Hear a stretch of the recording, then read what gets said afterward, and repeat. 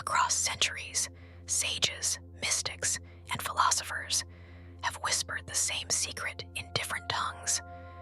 Reality is not a rigid stage upon which you passively perform.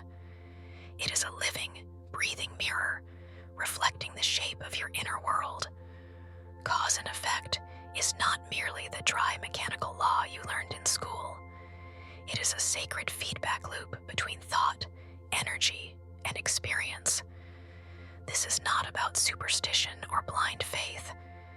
It's about understanding the mechanics behind why life responds the way it does, and how to master that dialogue.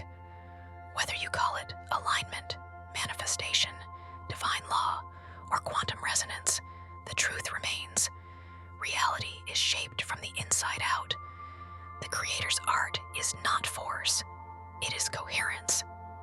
Over the next 5 parts, we'll journey through the unseen architecture of reality, uncovering how thoughts, emotions, and beliefs imprint themselves onto the world, and how you can shift from being a passenger to the architect of your own experience. Most people wake each morning believing the world is a fixed landscape, solid, unmoving, indifferent to their inner life. They see results as the product of luck, inheritance, or endless labor.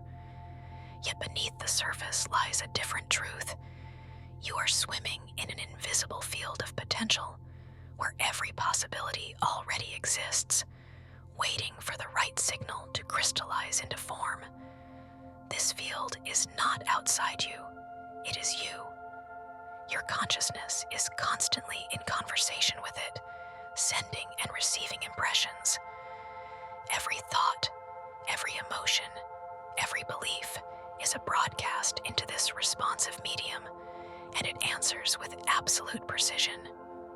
The feedback is constant, but most are unaware they are even transmitting. They repeat affirmations they don't believe, visualizing one thing while feeling another, and then wonder why results appear mixed or delayed. The field doesn't respond to words. It responds to the totality of your vibration, your breath, your posture, your unspoken expectations, the quiet rhythm of your inner state. If you want mastery, you begin not with action, but with awareness. Pause in any moment and ask, not what do I want, but what am I broadcasting right now? Are you radiating ease or tension, trust or doubt? The state you inhabit now is the seed of your next moment. This is the first cause in cause and effect mastery. The realization that the world outside is not independent from you. It is reading you, matching you, reflecting you. When you learn to adjust your signal with precision, you no longer plead with reality to change. Reality changes because you have. Once you grasp that reality is a field of infinite potential, the next truth arrives with quiet inevitability. This potential only becomes form when it is observed. The quantum world waits, fluid, unshaped, until you look, expect, and feel.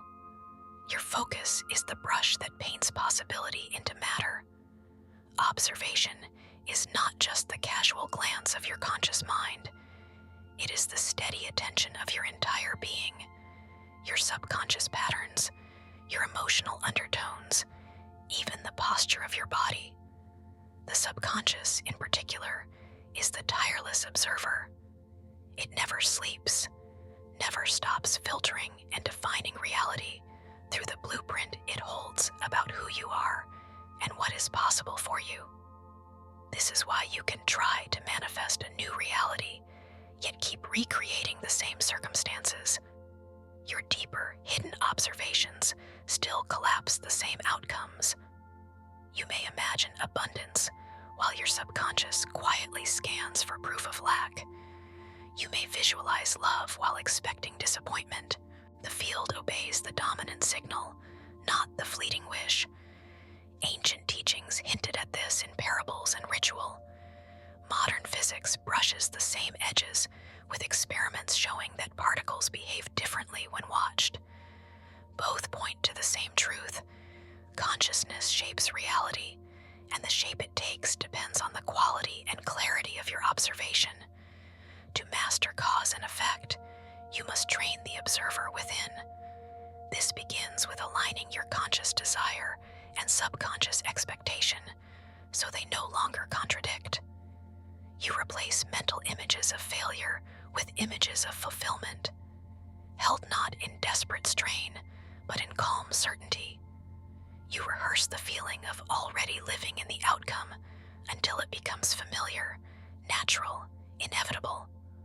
When the observer stands united, thought, feeling, and belief in harmony, the field has no choice but to take that shape. You are no longer reacting to reality, you are instructing it, and reality, as always, listens. Before anything appears in your physical world, it exists first as a mental image.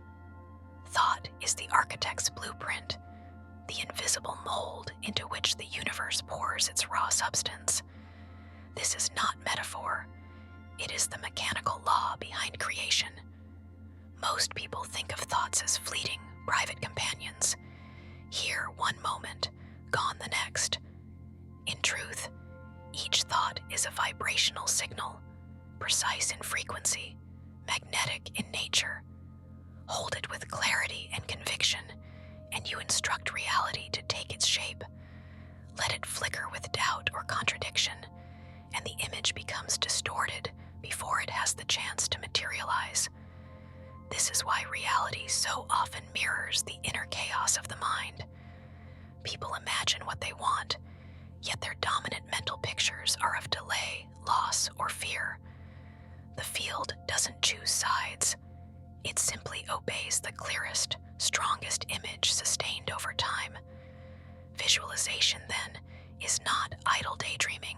It is the deliberate projection of an inner movie onto the screen of life, held with calm certainty rather than force. Like a lantern projecting an image, your mind must have a steady light, belief, behind the slide for the picture to appear clearly. If the light flickers, the projection blurs. The mistake is to strain, to try to push the vision into form. Effort born of tension introduces static into the signal. The master creator understands that mental projection works through alignment, not force. You focus on the picture, infuse it with emotional resonance, and then release it into the field, trusting the universal law to respond. Every detail you hold shapes the mold. Every repetition strengthens it. In time, what you once saw only in the quiet theater of your mind stands before you in tangible form. Thought is not the beginning of the process. It is the process. Everything else is effect. If thought is the blueprint, emotion is the electricity that animates it. A mental image without feeling is like a lamp with no current, capable of light, but dark all the same. The universe does not respond only to what you think. It responds to what you feel as you think it. Emotion gives thought its magnetic pull. A vision of abundance held with fear broadcasts lack. A vision of healing tinged with doubt sends a mixed signal the field cannot resolve. This is why affirmations spoken through clenched teeth or desperate hope rarely yield results. They are charged with the very energy of not having. When emotion and thought align, the effect is exponential. Imagine your desired outcome in vivid detail, and then step into it as if it were happening now. Let your body respond, your breath deepen, your shoulders relax, your heart lift. In that moment, you are no longer wishing, you are embodying. This embodiment is the true voltage that powers manifestation. Ancient traditions understood this union well. In sacred rituals, visualization was never done in still detachment. It was accompanied by song, movement, incense, or prayer to to summon a state of deep emotional resonance. The practitioners knew that the more fully they felt the reality, the more quickly it would impress itself upon the unseen field. But emotion works both ways. If you continually feed visions of conflict with anger, or dwell on imagined failure with dread, you are still creating, just in the direction you least desire. The law of cause and effect is impartial.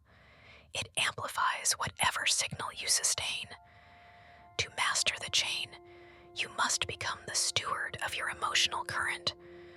Cultivate the feelings that match the reality you wish to see, and release the feelings that contradict it.